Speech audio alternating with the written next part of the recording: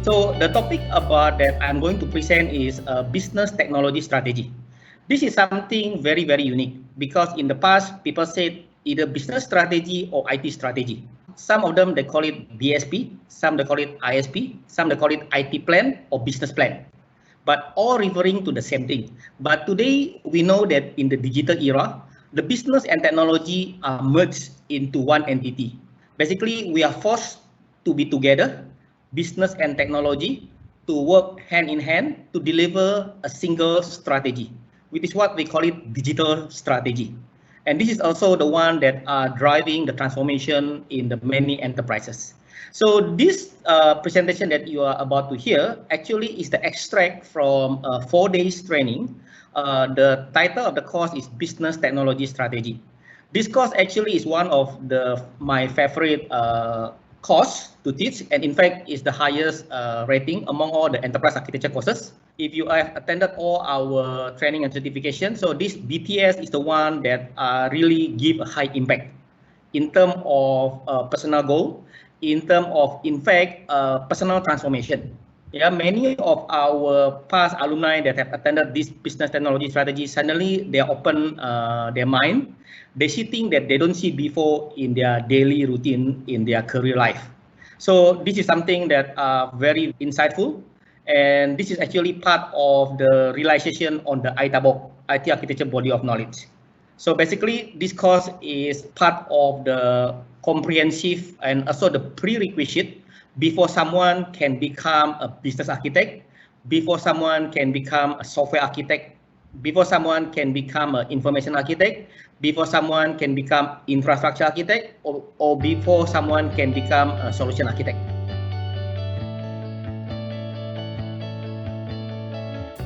So let me begin. The topic number 1 is about introduction to ISA and ITABOK skill set. So let me just introduce the body. You know that in the world, there are a couple of the dominant body in governing the architecture. One of them is the Open Group, and the other one is ISA. I'm referring now here based on the ISA perspective, because ISA is the Global Enterprise Architecture Professional Body. So it was founded in 2002, about 18 years ago, in Austin, Texas. And basically is the association focusing on the enterprise architecture profession. So basically focusing on the individual architect. It's not focusing on the organization, but you and me as a person, as a profession. Because in the past is that even up to today, the enterprise architect is not really recognized. And basically is that not like a lawyer or the doctor or engineer.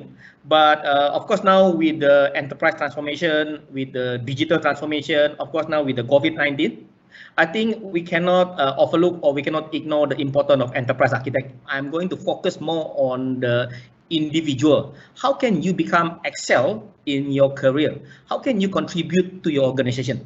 So in fact, by mastering this type of skill, you can excel in your career life. So in terms of the ISA, I think it's the largest architect professional body in the world. So they got 70,000 plus members, and they are the one who develop a competency standard based on the ITABOK, IT Architecture Body of Knowledge, which I'm going to describe in the next couple of slides. And of course, they are non-profit organization and run by all architect volunteers, including like myself. So I've been involved in the ISA since 2004, 16 years ago. So until today, and it's very, very rewarding. I happen to meet many architect and thought leaders in the world as part of in their conference and in their meeting. So ISA run by the architects who focuses on the professional first and the profession second. This is very, very important because they are looking after as for those individual like you and me, and the job will come naturally rather than focusing on the job itself and then the individual is being ignored. So ISA is really putting people first. Then after that, with the right competency equipped for the right person, then you can do a professional job. And of course, ISA is encompassing the entire enterprise architecture specialization. I think I mentioned earlier about business architecture, information or data architecture, software or application architecture, infrastructure or technology architecture, and solution architecture.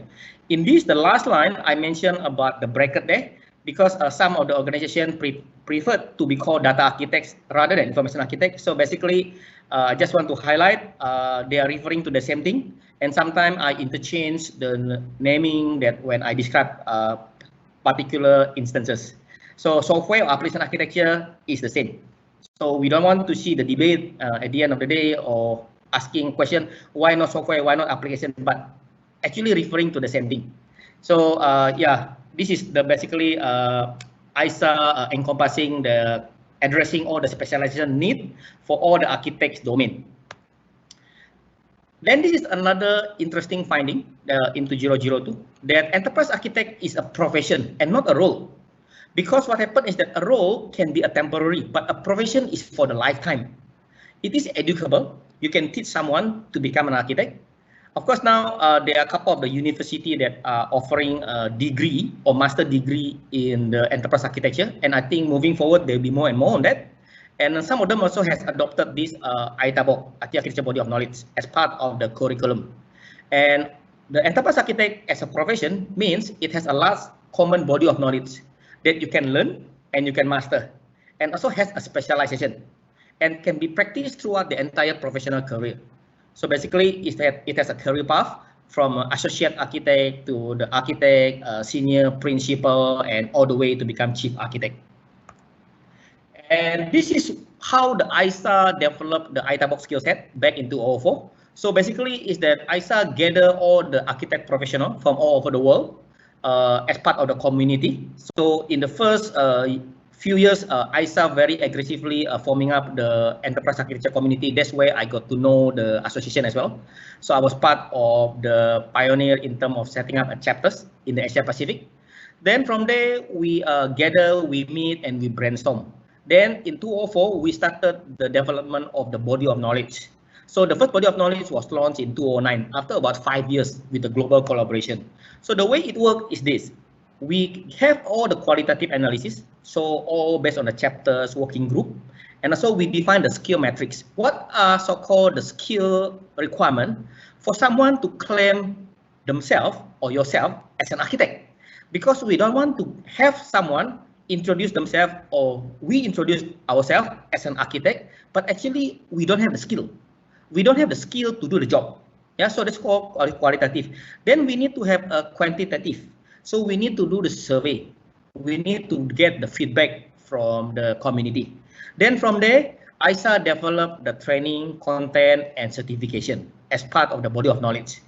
So ITABOK now is going into version 3. And version 3 basically is towards more on the digital transformation and how to drive technology for the increasing the capability and innovation.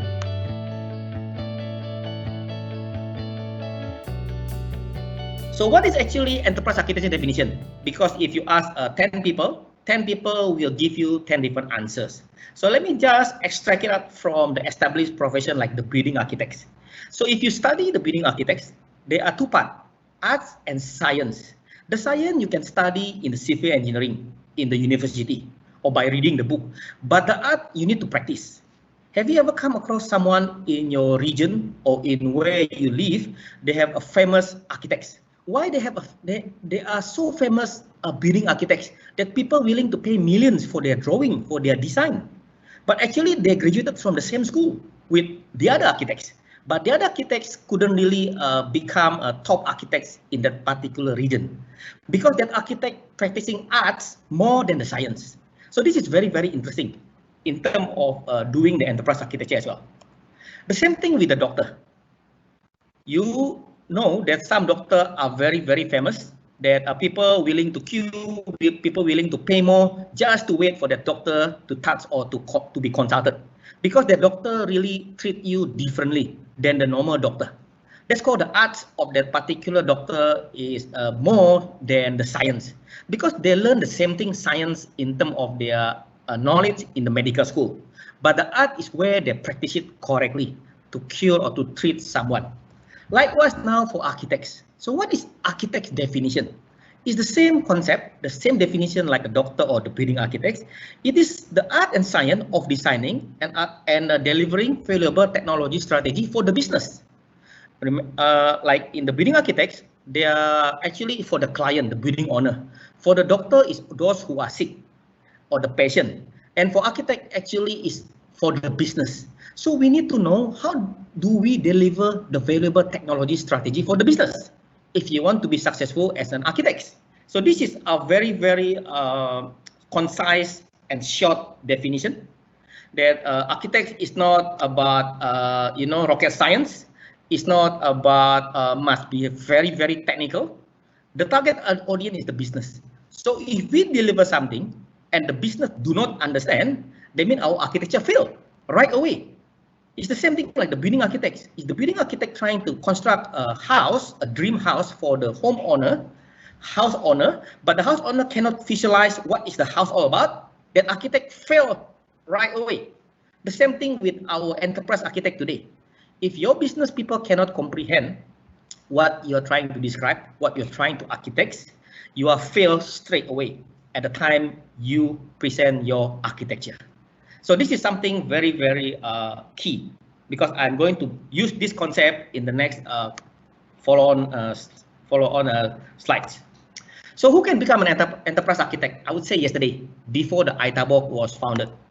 So basically, these are the general terms, general condition that at least you must have 10 years of project or implementation or digital transformation experience.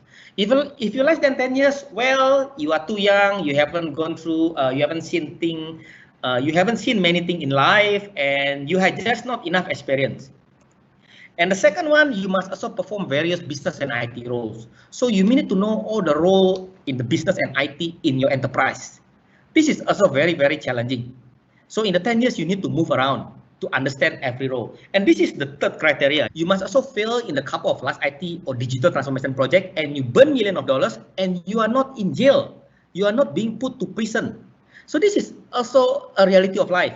In fact, the IT professional or the architect is the only profession in the world when you fail, people don't put you in jail. In fact, if you have failed 100 million US dollar project, if the next project upcoming is 500 million, they will look for you. Because why? In this region, it's only you have delivered 100 million dollar project. So the next project 500 million, you should be the right guy. This is something very, very disturbing, right? So this is what happened the life of our IT professional. So ITABOK is basically showing us that there must be someone responsible.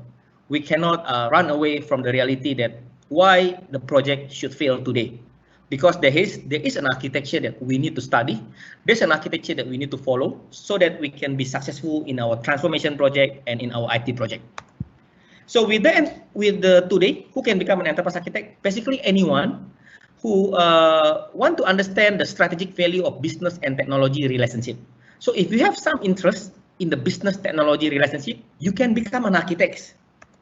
And with the ITABOK, that someone can learn and can be trained and certified, you don't need to spend 10 years of the IT experience. You don't need to become a consultant. You don't need to become an IT expert. You don't need to be gifted or need to be old like me, or you need to have failed in the last IT project or digital transformation project. So all these so-called the failure can be eliminated because there is a body of knowledge, there is a proven skill set and competency that someone need to possess so that someone can be successful in their career.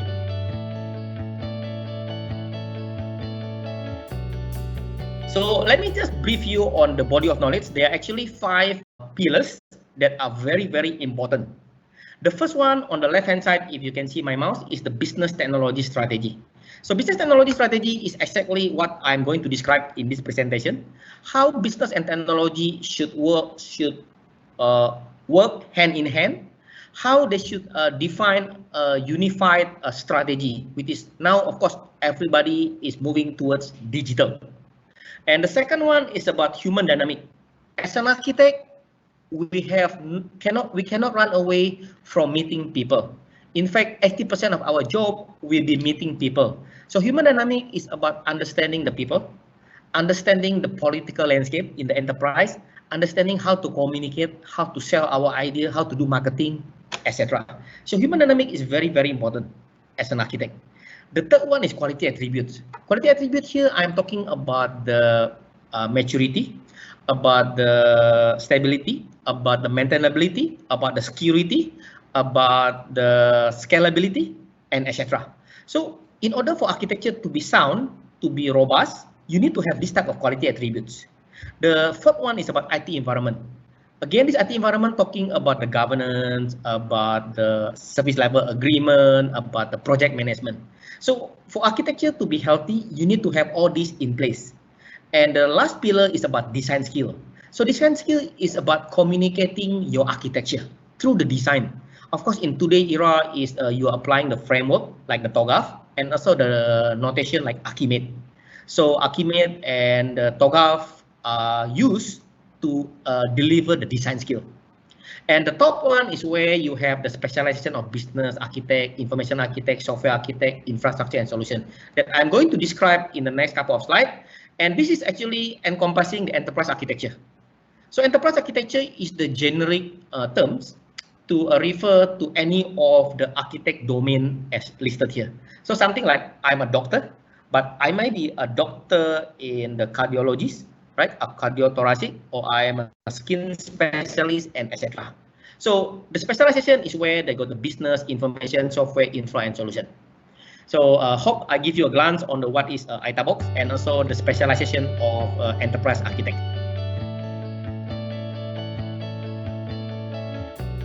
So let me move on into topic number 2, the key strategic role of enterprise architecture specialization. So basically, as mentioned earlier, there are 5 architect specialization from infrastructure, information, solution, software, and business. So something I want to highlight here, if you are not a full-time business architect, if you are a software architect, if you are solution architect, if you are information architect, if you are infrastructure architect, your secondary role must be a business architect. Because without the business architects, your software architect doesn't deliver value. Your solution architect, without the business architect, your solution architect doesn't deliver value. The same thing with information and infrastructure. So you need to master the business architect. We should be able to converse or to talk, to discuss about the business. You cannot say, oh, sorry, Aaron, I am the infrastructure architect. I am looking after a data center. If you want to talk the business, let me introduce my business architect. That's not the architects. Architects, if you are not a full-time business architect, if you are software, solution, information, and infra, your secondary role must be a business architect. Because without that, you cannot deliver business value. You can deliver something, but not enough in terms of the business value or impact. Let me just begin by describing what is business architect. So business architect actually is someone who create and refine business architecture and on the business technology strategy. In today's context, business architect actually is the digital strategist, someone who knows technology as well as business. So basically, business architect is an enterprise troubleshooter on the potential application of technology that may impact business capability. So it's very, very direct, and every architect need to perform their secondary role of the business architect if you are not a full-time business architect. Because all these are very, very keyword like digital strategy, business capability, business technology strategy. So this is where the domain of business architect are focusing at. The second one is about information architect. So information architect is someone who create and refine information architecture and on the data dictionary or taxonomy governance. This is very, very important because information now is everywhere. They be inside out, outside in, outside out, and can be from internal, external, various format. So information architect now playing a critical role to define and refine the information architecture. Of course, the role of information architect as an information strategist. So basically, this person knows exactly how to design the information structure to support the business. So basically, you need to have in-depth knowledge of the business architecture in order for your information architecture to be valuable. So information architect is also called an information troubleshooter and detect potential data discrepancy that may impact business decision-making process. So basically, the information architect understand how the information is used to make strategic decision-making. So this is something very, very insightful, the role of information architect today. Software architect, basically someone who create and refine software architecture and own the application component and connectivity. Because in the last 20-30 years, we have been building many systems, many islands. So now is the time for us to connect them That's why the job of software architect is looking at the entire application component and connectivity. And also what we call it application strategies. And they understand how to apply to design the application pattern to support the business. Again, whatever we do, we need to link back to the business. So software architect is also called an application troubleshooter. That looking at the potential silo system that may impact business process flow. Because what happened is that business process now must be end-to-end, what we call it value stream at the highest level, and all information need to be connected, all application need to be integrated in order to have a seamless end-to-end experience. The next one on the infrastructure architects. So basically someone who create and refine infrastructure architecture and on all the server topology, network infrastructure, data center to ensure at the end of the day is BCP, business continuity plan. Again, the infrastructure architect need to know how the business can tolerate in terms of the risk, in terms of the uptime and continuity. And infrastructure architect is also called a technology strategist. They design the technology landscape to support the business. Again, whatever they do is at the end of the day need to ensure the business is being taken care. And the next one is infrastructure architect is also what we call it a technology troubleshooter. And they understand the potential technology disruption that may impact business continuity. So again, whatever you design in terms of now, of course, moving to the cloud, the data center, etc., we need to make sure that the business continuity is there. And the last specialization actually solution architect. And this solution architect is someone that I think among all the architects that the title has not been put into the right practice, because many vendors today, because they don't call it pre-sales anymore, they call it solution architect. That one is in the vendor environment. But if you are in the internal environment, this solution architect is also someone that doing everything from A to Z. If your printer hang or cannot print, you also call solution architect. So this is something that I think need to be corrected. So solution architect here in the context of ITABOK basically is the architect you assign into a project. Of course, some of the organization I understand also they call it project architect. It's okay, doesn't really matter. But we know that when you call someone solution architect, it's the architect you assign into the project. So solution architect is someone who create and refine solution architecture and own the system implementation governance. So more into the implementing the so-called application or system or IT project in the IT project. Solution architect is also called IT strategist. So basically understand the whole concept on the particular technology. So they have in-depth technicality and they know a particular system, platform, and the vendor's environment and all the technology out there. And of course, whatever we do, all the architect, we need to support the business. If we don't support the business, we deliver little value. So solution architect as well need to perform the secondary role of business architect. And solution architect is also called system troubleshooter. They can assess potential discrepancy between architecture building block and the system being implemented to support the business. So this is very, very key. I hope you can get an overview about the 5 specialization of enterprise architects.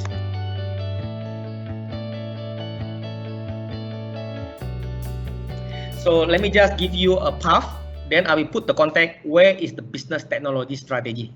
So this is a training path, enterprise architecture specialization. So at the end of the day, you either at the top as the business architect, information architect, infrastructure, software, or solution architect. I just want to highlight the one that is here, the business technology strategy here. So this is where the knowledge that I'm going to share in the next hour is the prerequisite for any architect to perform the role of the specialization. And without the business technology strategy, our architecture delivering little value. We can deliver a system, yes, but you want to see the high impact in terms of the delivering a new innovation or increasing a business capability, we need to know the business technology strategy. So this is the context about the presentation I'm going to share in the next 1 hour. So a little bit of warning here. Actually, when ISA developed this training when we first released in the 2009, there's a warning in the content. By mastering this business technology strategy skill set, you'll be promoted fast.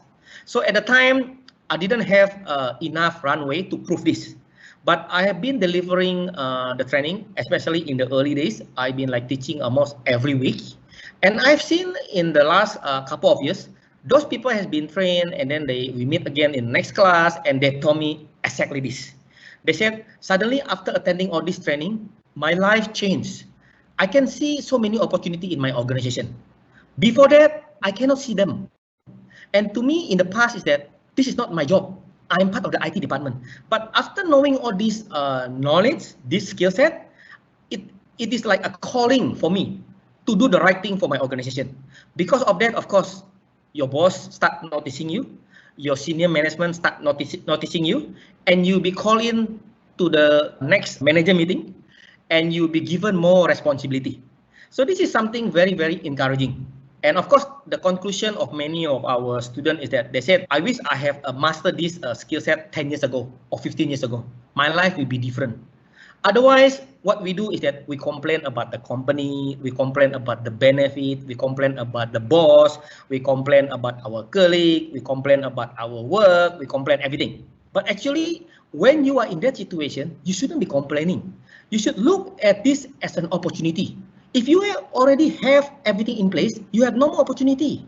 Opportunity is gained when you see things that is not right. So don't keep complaining, but looking at the positive way. How can you fix this? And these are some of the skill sets that are very, very valuable for us to apply it in our real life. Let me begin with my first content. An enterprise architect needs to know what a business is, how and why it operates the way it does. This is very, very interesting. This is the first statement that is quite striking. So when you see this, an enterprise architect needs to know what a business is, how and why it operates the way it does. It doesn't say the enterprise architect needs to know what a technology is, but what a business is, how and why. This is a very, very strong statement that we need to know what a business is, how and why it operates the way it does. This is the reality. Because as we create the solution, the effectiveness of this solution can lead to business success or business failure. Business failure. Have we thought about that? Whatever we say, whatever we do, it can either come out to outcome, contribute to business success or business failure. We want to deliver business success. So how do we do that? So the context of the title now makes sense. The second one is that architects need to understand the type of business environment. So basically, first thing first, you need to know what business you are in. Are you working in the government? Are you working in the ministry? Are you working in the agency? Or you are working in the independent body? You are working in the listed company? You need to understand your business environment very, very well. And you need to understand the goal and objective of the key stakeholders and the problem domain. So basically, key stakeholders are all the leadership team in your organization. You need to start understanding what actually they are concerned. What makes them cannot sleep at night? How can I help them? This is the mandate for every architect to be successful. And the architecture we create must be consumable by the business in such a way that lead to business success and be relevant and actionable to the business and its goal. The architecture we create must be consumable by the business. This slide contains a very, very meaningful insight about what is the purpose of us working using the technology. What is the purpose of us working as an IT professional? We need to make sure that all what we deliver must be consumable by the business in such a way that lead to business success and be relevant and actionable to the business. So it's not about the coolest and the sexiest technology out there, but about what we propose as a solution that delivering value to the business.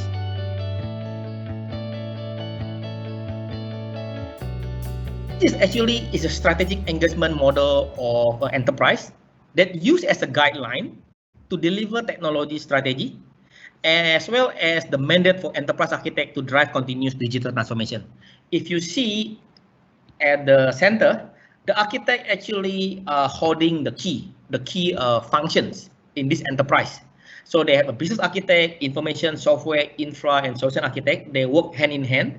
Typically, they are part of the Enterprise Architecture Office or EAO. And basically, the top one is that they need to be driving a thought leadership transformation. So you cannot just say, oh, I'm only doing the infrastructure transformation is handled by another team. But architect need to be in the driver's seat to contribute in driving top leadership for transformation. Then from there, you need to understand the customer. What is actually our customer and partner interaction with us? How can we make their value stream smoother? Looking at the opportunity, how do we serve better our customer and partner? We're talking about customer journey transformation. Then the next one, of course, we look at the entire employee, entire staff about skill set transformation. Like now, everybody is forced to work from home, so we need to look at some sort of the transformation. What are the skill set required? How can the architects like us helping the organization to run the business seamlessly, even though we are not in the office? The next one, of course, information transformation. We need to look at the data, at the information. What are the things still lacking for us or for the business to make a strategic decision? Then we look at the operating model. How can we have a robust and agile operating model? Because we need to beat our competition and we need to be fast in terms of configuring our operating model. And of course, the next one is on the digital business transformation. How can we support our digital business? Because like now moving everything online and we are still serving the customer so that we can still collect a sustainable stream of revenue. So the architect need to look at this type of the dimension. We need to think, we need to drive change, we need to drive the adoption, and also we need to look at what are the things need to be reviewed or to be improved. So this is basically also the framework on the strategy engagement defined by ISA. And this is another situation that in many organizations, if you don't have enterprise architecture, you straight away go into the digital transformation from the conceiving the idea of the digital strategy. If you do this, it's very, very dangerous. It's unlikely you'll be successful because quite disheartening to know that about 70-80% of the digital transformation today also already failed because people are going straight from the strategy to the execution. I've been advocating in the last 15-20 years is that we need to do the architecture first. We need what we call it digital enterprise map. We need to understand how to define the connected business, data, application, and technology to support digital transformation. Then after that, we can do the number 3 transformation journey or transformation plan smoothly. This is what we are trying to achieve. We are trying to achieve a digitally connected enterprise. And at the end of the day, we want to have a delivery. This is where we have running multiple projects at the bottom. And we also have a SLA, service level agreement. So how do we have the connected enterprise from the strategy to the business, to the information, to the application, and to the infrastructure? So what we need to do is that we need to combine our strategy from the business strategy to drive the IT strategy, so become a digital strategy. And from there, we analyze into the digital enterprise architecture. So we need to understand in terms of the business, how that impact our information architecture, application, and the technology. Then from there, we do the execution. So this is basically describing what I have earlier mentioned about the importance to have the architecture first before we run the execution. So don't skip the process of the enterprise architecture because very, very important in the today context of the digital transformation.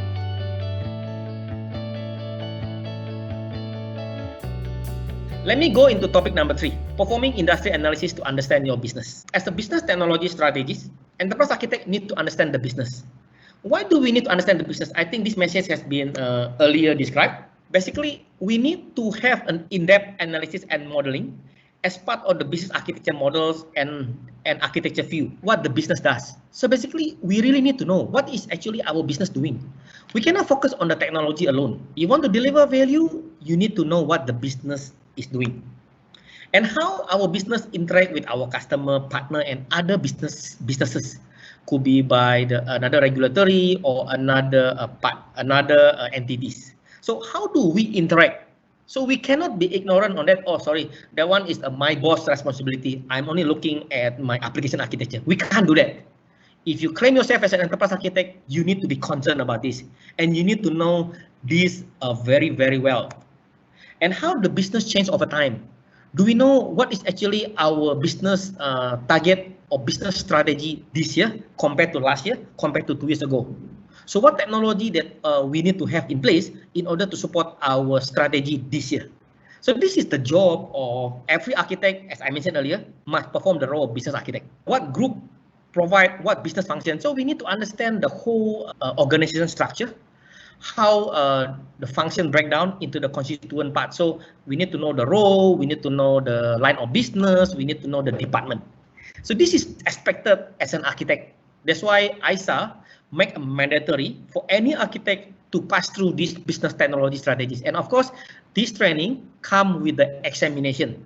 So you need to pass the exam for you to claim that you already master the business technology strategy. This is something very, very important for us to be successful in our career.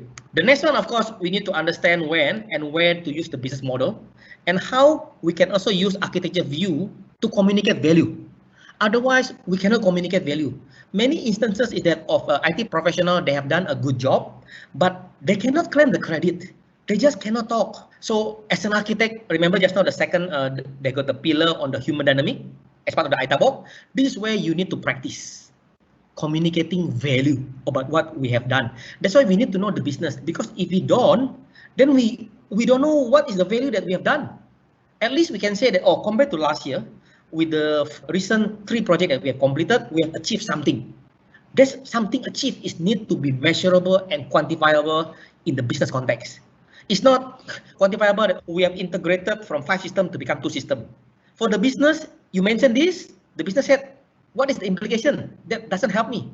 But you need to mention that my initiative that has been completed in the last 2 projects, now customer can be empowered. They can do self-service. They can change the order in the real time without contacting our call center. That's something the business said, you have done a good job. Thank you for that. So we need to be able to find a sweet spot to communicate this value. The next one is, as an enterprise architect, we need to learn to think like an investor, to look for values and return on investment. What do you expect when you are investing? Do you want to lose money when you invest, or you want to earn money, to make money? Definitely you want to make money. So how can now, as an enterprise architect, we have to think like an investor. So in every project that we are going to embark, we need to look at the holistic view. Can this project bring value to my organization, to me, to my team?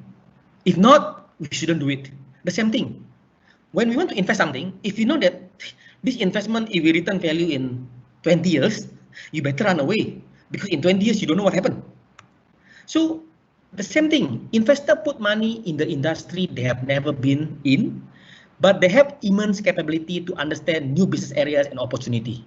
So why can't we mimic how the investor put money? We also putting our time, our resources, our money in the digital transformation, in the IT project. How can we not acting like the investor? And what question would you ask if we wanted you to invest in the technology or IT project? Are we still practicing as the cost center or profit center? This is something very, very interesting. For many generation, at least 10, 20, 30 years, IT is always viewed as a cost center. How can now IT become a profit center? So this is exactly the ITABOK, the body of knowledge teaching us the skill set. How can we turn our work in IT as the profit center? And we need to deliver value to do that. If no value, we just become a burden to the organization. So like today in the situation of COVID-19, if they need to cut the cost, our project will be in the top priority, because the management don't see us as the valuable. But if the management see us as the valuable, consider a profit center, they will support our initiative. That's why I have still come across to many of the organizations that say, oh, we don't have the budget for IT. I can understand that. And I think by now you can understand what I'm trying to describe. Basically, that IT department don't deliver value. That's why it's not given the money. Actually, the money is there. They call it a zero-sum game. Zero-sum game means the business have the money. So either they invest in IT or they invest in something else that return more value. So how can we show that value in what we do? So this is exactly the business technology strategy, teaching us how to show that value. And of course, we need to look at the similar industry or events that closest map to our current business situation and understand our industry segmentation. If you are in the government, We look at the other countries that are, of course, better off than us, and we understand what they do. If you are in the particular sector, vertical, like in the bank, you look at what are the other our competitor doing. We can get this data, of course, from their website. If they're public listed company, they will announce all their initiative. Then we can also look their annual report. Then after that, you also need to know what your company strategy is. And from there, you can prioritize the integration of the organization. This is very, very important. First thing first, you understand you are in which line, which vertical, and you do a benchmarking to the external first. What is actually my industry are doing? If you cannot find the competitor in your region, then you look at the other region. So if you're in Asia, you look in the Europe or in the Middle East or in the US. What actually similar industry like your company in the other region are doing, and you do a benchmarking to understand that. Then of course you can also subscribe and to the industry analyst research firm like IDC, Forrester, Gartner, etc. to get their insight report on the particular industry segment that you are in. So from there, at least you can do a benchmarking. You can understand where you are, where you want to position moving forward. Then after you get all the data, you gather, understand, and study the information from various industry sources. So basically, of course, I mentioned earlier that you can either get it from the website or internet subscription. Then after that, you need to do validation and understand what are the findings that you do not know before. Then after that, from there, you need to master and understand your industry vertical and put yourself into the map. Where is your company today? Why you are not in the number one? Or if you are in the number one, how can we make sure next year we are still number one? What sort of digital transformation that we need to embark so that we can keep ourselves as the leader?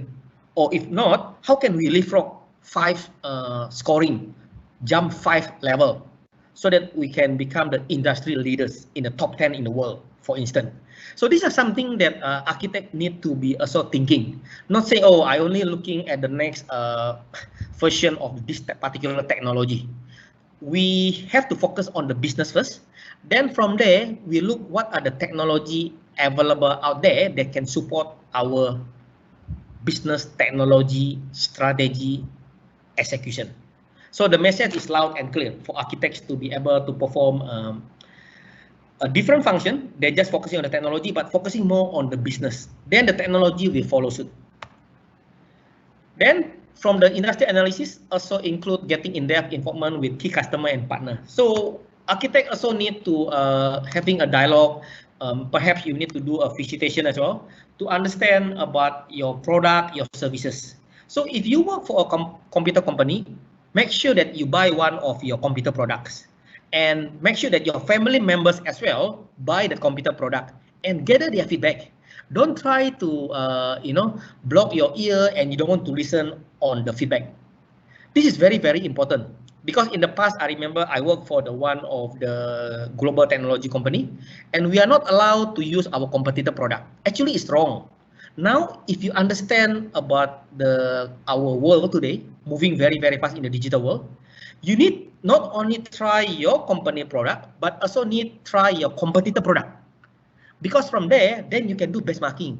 Is our competitor product better than us or our product is better than them? This is very, very important. So you shouldn't be selling, we shouldn't be using our competitor product. In fact, if I am heading the particular department, I will just inform my team, guys, go and buy our competitor product, see benchmarking with our product and services, where they are. And of course, this is, you don't follow this. If you work for a defense contractor, blow something up. Yeah, so don't do that at home. Very, very dangerous. So from there, we understand what was our experience. How does it impact our view of our customer and partners? Of course, you can do a mapping like using customer journey map and to identify all the gaps that we are facing today. So basically, in the essence or the summary of this slide is that we need to know how our product and services being consumed or being viewed by our users or our partners.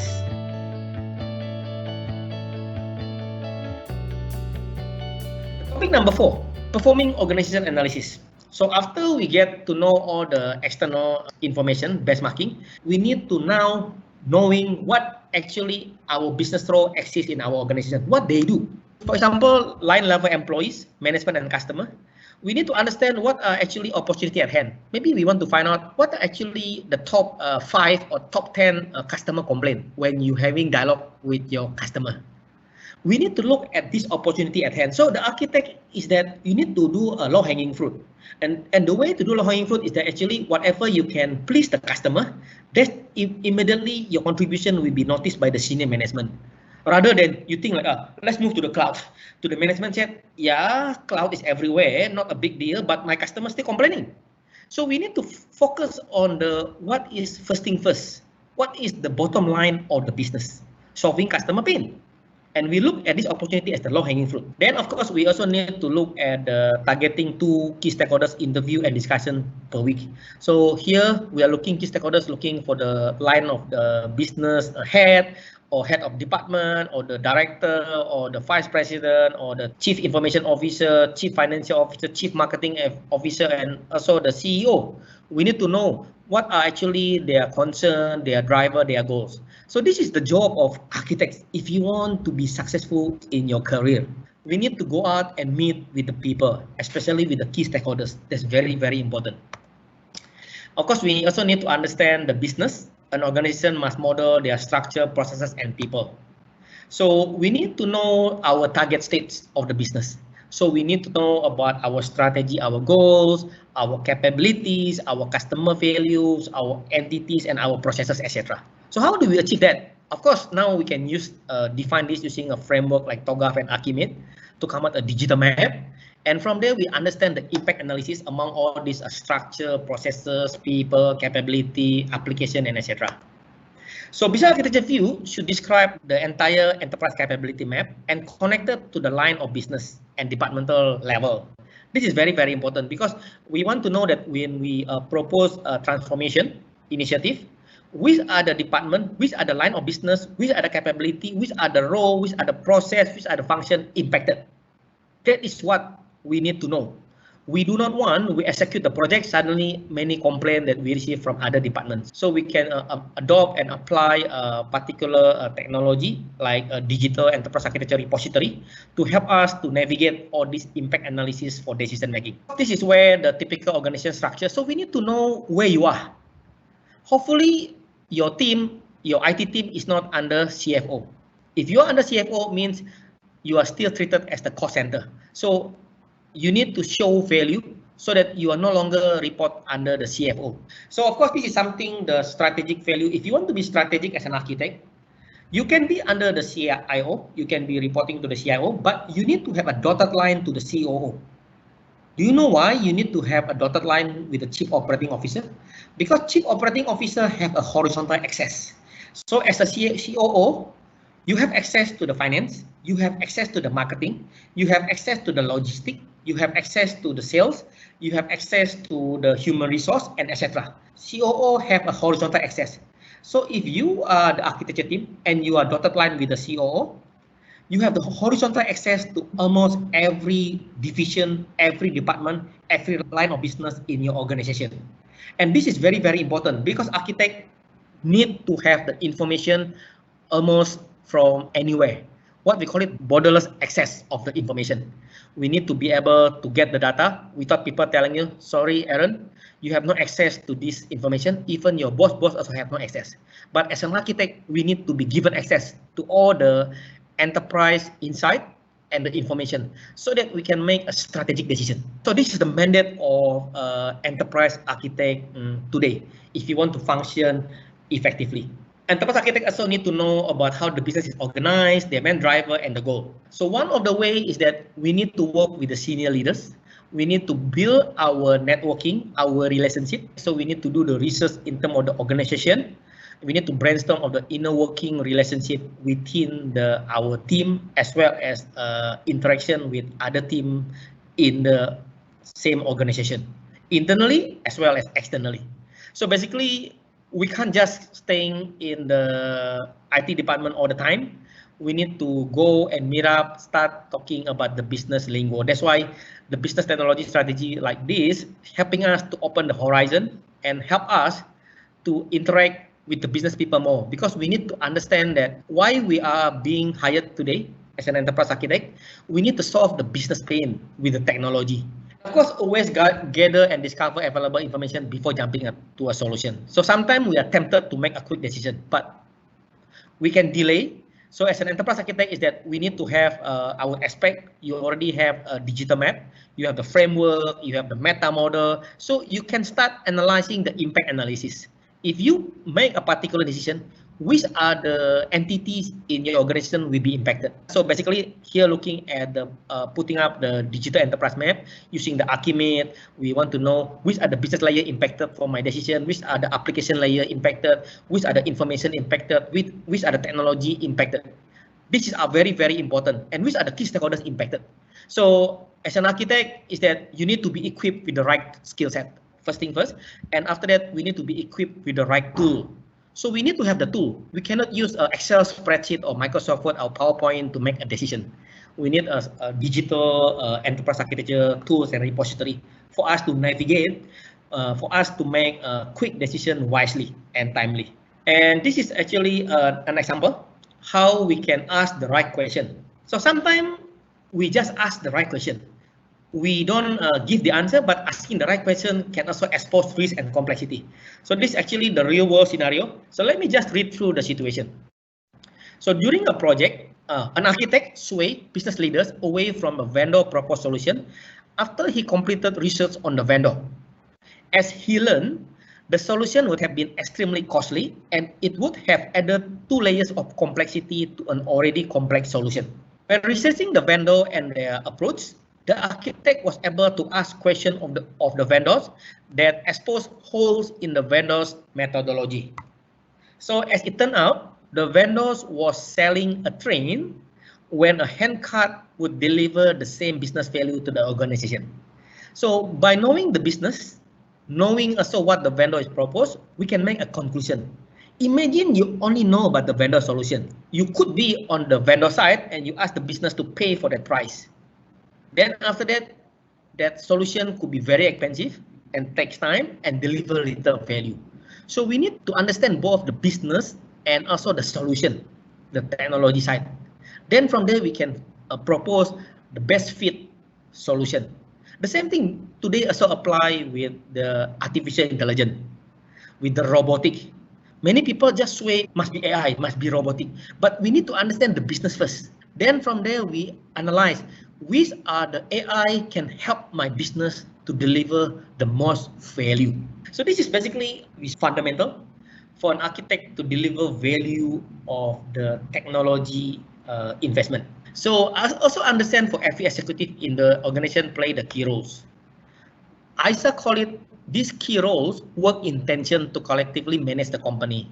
In our layman term, they play politics. This tension actually playing politics. And playing politics actually is healthy to give us in the competitive, because why? We know that the other party is watching us and we can be pushing us into the next level. But of course, I have seen how the office politics also being played brutally. That at the end of the day, they have to sacrifice a people's life, people's job, and etc. But here I'm talking about the healthy competition. They work in tension. So we need to navigate using the organization chart, and we need to know the power structure, or what I will call it power struggle. Which one is more powerful? Which one is backed up by the senior executive? So we need to understand all this org chart. As an architect, you want to be successful, you cannot ignore this. This is the key for a successful career in the typical organization. If you study like MBA, they call it organization behavior. This is a normal, healthy, because we need to be able to navigate, and we need to be able to, of course, protect ourselves and protect the interests of the key stakeholders. Then we need to use a contact insight in the company to learn political detail about the executive team, how they would like to be communicated, their key concern or the strategy that may impact our architecture, our transformation, and our project. This is very, very key. We cannot ignore this, because interestingly that in the business technology strategy training, they got many workshops to put you into the scenario like this and how you navigate. So this is basically just to give you a glimpse on the what actually being covered. But in the actual training is that there will be many scenario. You'll be put into the context. How are you going to navigate this political situation? So this is an example on the key stakeholder work intention between the CEO and the CFO. As you can see here, let me just focus on the CEO. This is Archimate. So for those of you who have not seen Archimate, you can start modeling the Archimate. But modeling Archimate itself, you need to have the right framework, right repository to navigate this so-called model. So the first one is the CEO. The CEO have a driver, which is customer satisfaction. So to the CEO is that customer satisfaction is number one. So customer satisfaction is the goal of the CEO. And of course, CEO mentioned is that in order to do that, CEO want to have improved portfolio management. So basically, we need to have a profiling of every of our customer and partner. So we need to, some of the high net worth individual, we need to assign a personal assistant, and we need to provide online portfolio service. And at the end, system should be customer facing. So this is what when we gather from the CEO. However, when we gather from the CFO, CFO only concerned about the cost. So to the CFO is that the goal is we need to reduce interaction with customer, because why? Interaction with the customer is very expensive. We need to claim for the travel, entertainment, and etc. And also we need to reduce manual work.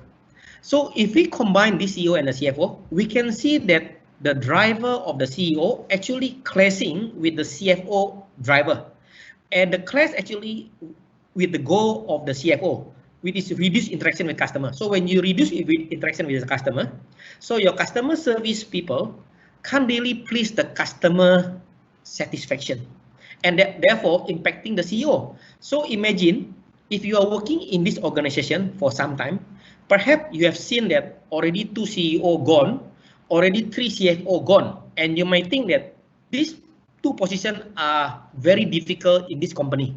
But if we analyze using enterprise architecture in the motivation modeling here, actually the design of the organization structure is something not healthy. So we need to tweak this, and we need to fix this negative influence, because this negative influence causing the friction between the CEO and the CFO.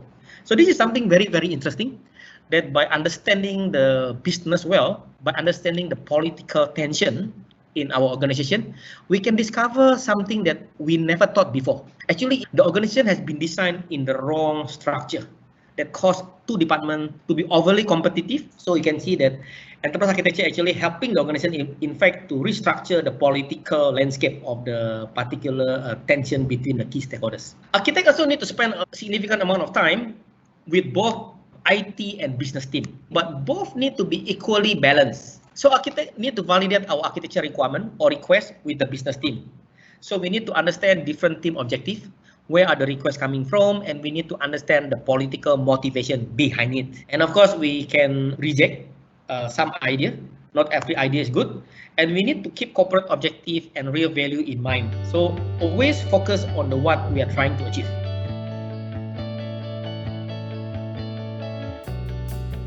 Then the next topic number 5. We need to understand the organization structure and key stakeholder motivation. So we need to understand how the organization structures based on the business goal, driver, and the strategy.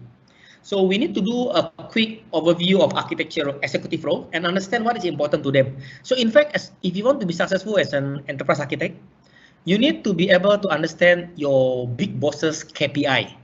What are the KPI they have in their performance review? Then from there, you can tailor your architecture to deliver that KPI. That is something very interesting. But if you are already struggling delivering your KPI, forget about helping your boss KPI. I remember in my previous job, I deliver my KPI fully, and I deliver some of my KPI of my boss and some of the KPI of my boss. So basically, I'm delivering some of the KPI of my boss, some of the KPI of my boss, which is the GM of the country. Of course, when you do that, it's not a surprise that they give me the highest award, because I am not only fulfilling my KPI, but I'm helping my boss KPI and my boss KPI. So this is the job of architects. If you want to be successful in your career, you try to understand what is your boss KPI and try to deliver his KPI. But of course, If you cannot deliver your KPI, don't try to deliver your boss or your boss KPI. You deliver your KPI first.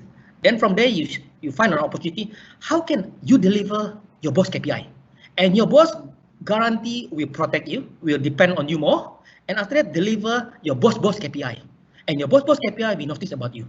That is not a secret, but seldom people do that. And I've done that a couple of times.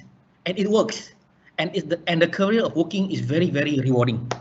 Then you relate your architecture proposal to both the executive and the company strategy. This is very, very important. You cannot say, oh, my architecture based on a particular vendor. No, you can't do that. You have to look at the particular executive. Who are your project sponsor? Who are the executive that's sponsoring you? You need to understand their KPI and also the company strategy. This is the key to be successful in your career. And after that, you need to understand how your architecture requirement relate to the business strategy and how they get presented to the key stakeholders. This slide is, I would say, is the also another secret to be successful in life. Regardless you are performing as the job of architect, performing to be regardless whether in IT professional, etc. Every employee need to have this mindset. We need to know how can we fulfill our job, our duty. You need to deliver. You must treat that every task given to you as your own baby. Then from there, you can be excel. Then you try to deliver your boss KPI and your boss KPI. Then connect that to the entire business strategy and the entire company vision and mission. Then you understand the business driver for the corporate executive. Of course, in the most cases, financial driver is part of their goal. And this is only for the non-government. If the government, their goal could be the citizen index, citizen happiness. So not about financial driver. This financial driver is only for those commercial company, profit listed company. So we need to understand their current performance, again, these financial drivers. And from there, we can know how to right size our solution and the level of risk that are acceptable. So this is very, very important when we're talking about 2 million is expensive. It depends. If your company a few billion dollar company, 2 million is nothing. But if your company 5 million or 10 million, 2 million is big. So we need to put everything into the right context and the level. Then we need to also applying the concept of motivating driver in meeting the implied needs of the senior executive. So this is an example. Let me just read for you. When meeting with the CIO of the telco firm, a consulting architects get a request to assess the current accounting system and suggest solution to meet the growing needs for the company. After brief meeting with each of the core executive from the company, the architect assess the role, influence, and driver for each of the executive to discover that field operation costs are the primary cost point. So in this context, the architect understand what is actually the key executive concerns. Their concern is more on the field operation costs as the primary cost point. Then the primary goal of the company is to drive the cost of this operation down, and as part of that, limit the internal operational costs. So the architect begin to focus on keeping costs down for the new solution, the time to recover costs versus time to implement and reduction of manual effort over time. This type of thinking help our architects successfully communicate the solution, both in terms of the functional requirement and the implied requirement. So by meeting the implied need of the executive, the solution get approved. This is very, very interesting. Let me just share with you another example. This is actually one of the real example. One of our trainer many years back left my team, and he actually joined as the group CIO of one of the largest investment arm. And interestingly, when he after he joined that group company, he shared with us. Actually, I invited him to present in the event. Then he said that in the first 100 days, he revived a project that has been put on hold by the previous CIO. So what happened is that he said that he looked at the project is very, very good, got the business value, but the title of the project and justification are not aligned with what the business goal of the company at the time.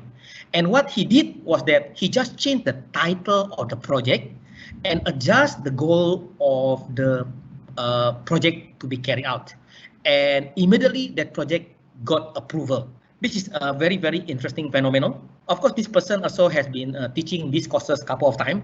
So he understood the impact on the adjusting what actually we are trying to do with the intent of the organization. So he aligning. Actually, he didn't do much. The previous CIO was done a good job, but he put the title wrongly. He put the title like using a technology term, whereby actually he felt that the title is supposed to be addressing the business concern, business needs. And because of that, the project get approved and the project went live. Yeah, so this is something that we need to understand the implied needs. Sometimes we think too much on the technical and we forget about delivering business value.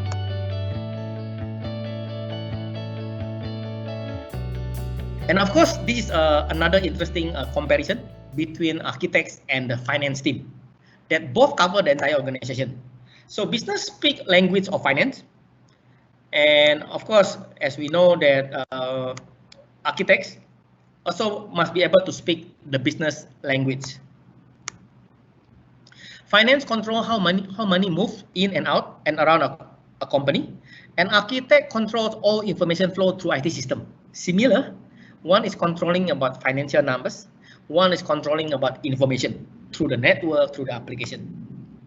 So finance is connected to every level of the organization where significant amount of money are affected, and architect is connected to every line of business, whereby every line of business also investing, putting the budget for their IT expenditure.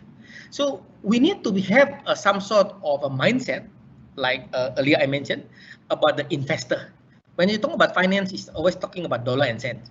So architect also need to talk about dollar and cents. We need to know to show the value about what is investment return that we are talking about here. This is something that has never been taught before, but in most of the, if you attend any architecture training, etc., they will just talk to you about TCP/IP, about the XML, and etc. This is talking about the finance. And did you notice at this point in time, I want to highlight that it's not all, but many of those IT people who are successful in their life and breakthrough into the senior management, typically they are complemented with the MBA. So somehow in their life, they knew that they are lacking of the business terminology or the business knowledge, and these IT people took the so-called MBA to supplement the business knowledge. This is exactly the business technology strategy all about. The ISA path on the training path to become the business architect exactly teaching you for this sweet spot. We need to understand the business, we need to communicate the business lingo so that we can be seen valuable in the business eyes. Enterprise architect need also to understand how the finance team is structured and organized. So in here, we typically got the CFO, and then we need to know the financial management group, asset management group, and then under financial management group, got financial reporting division, got the analysis, and got validation branch, and of course, the got budget, and etc. So in fact, enterprise architect need to know the rest of the organization structure. And of course, this one can be done using the organization viewpoint, using the Archimate, for us to define the entire structure of the organization and also the role within that particular department. And of course, you want to deliver value, you cannot avoid this type of the 7 accounting building blocks. So this is just a preview on the what you will learn in the business technology strategy. You want to deliver value, you need to know this jargon. You need to talk about income. Yeah, so what is income? So income is a one-time transaction that give money to the business. So we need to talk about this lingo. We don't talk TCP/IP to the business. You don't talk about income. What income we are talking about after we release this version 1.1? Then we need to look at the expense. So what sort of expenditure that we can save? Yeah, so expense here is the one-time transaction that take money away from the business. Then we need to talk about asset. So it's simply anything that the business owns. So we need to know about liability. It's simply anything that the business owes. So architect need to start understanding this type of the jargon. And of course, the owner equity. And owner equity is the amount of company asset that belong to the owner of the company. And of course, credit and debit. We also need to know. So you want to be successful delivering value, business technology strategy, you need to learn more on this. More on the accounting, more on the financial, or the jargon like the net present value, ROI, and etc. So very, very important for us to use this terminology to show value of our technology to the business.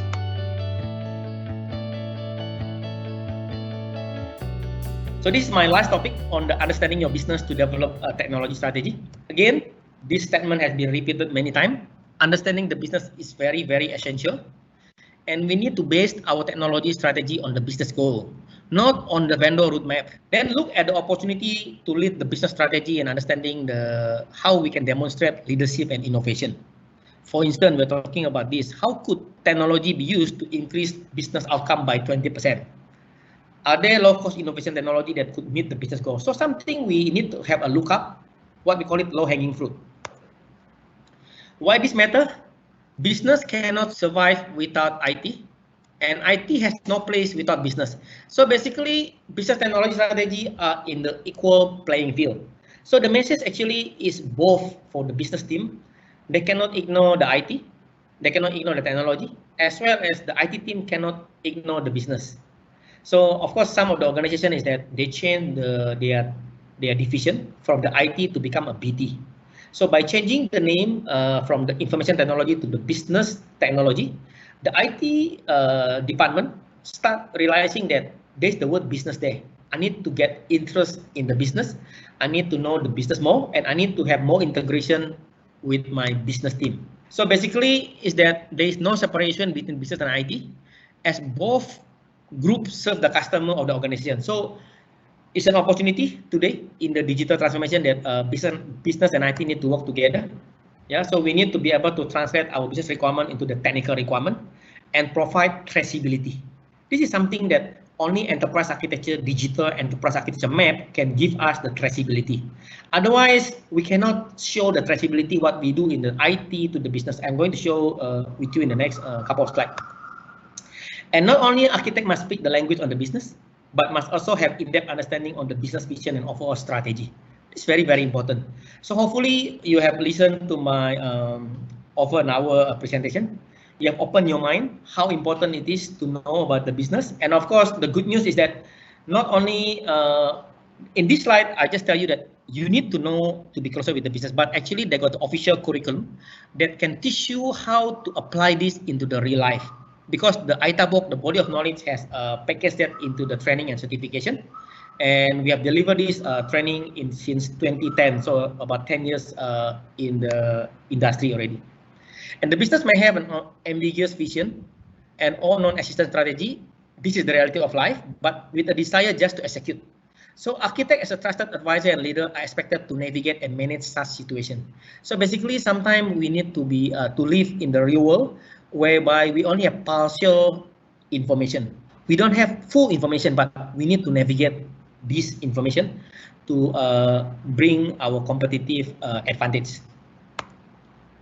So this is the example on how we can use a digital map, digital tool for architect. So basically, we can do a so-called the motivation and strategy layer. We can do a modeling.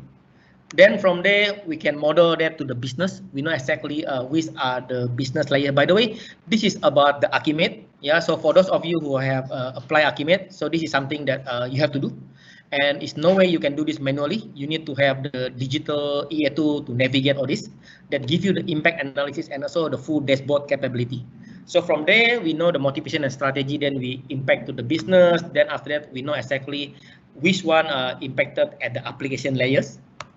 Then from there, which are the technology layers or infrastructure impacted. And from there, we look at how the information flow or information structure that's supporting the business application and the technology. And the last part is where on the implementation and project layer, whereby you can do the justification in terms of the project value and the investment prioritization. So with this digital enterprise map, we can make a faster decision making. We can perform impact analysis. We can understand our current situation at hand. We can understand enterprise dependency. This is very, very important because our enterprise complex today, especially today during working from home, we can't visit our enterprise, but we know somewhere there, and the digital map will help us to navigate our enterprise complexity and perform enterprise troubleshooting. And the most important is that we can perform the transformation through the map. So this is the example on the business application and infrastructure layers. So when we have the business layer defined, we know exactly that which application, which are the infrastructure layer that's supporting the higher level, so that we can do a necessary troubleshooting, we can do the necessary impact analysis, and we can do a necessary transformation. by having this live diagram about our enterprise. The same thing with the motivation with our key stakeholders. We can understand where the business layer, application layer that's supporting the business, and how the application itself fulfilling the requirement of the key stakeholders and the infrastructure supporting the application. So this is something that are very, very practical, and many organizations actually don't have this diagram live. I'm talking live is that everything need to be clickable, and this one can be turned into the dashboard for decision-making process.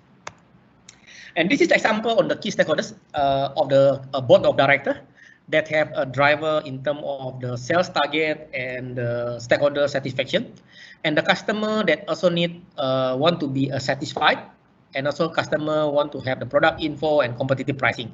So let me focus on the stakeholders in terms of the board of director that want to have high profitability.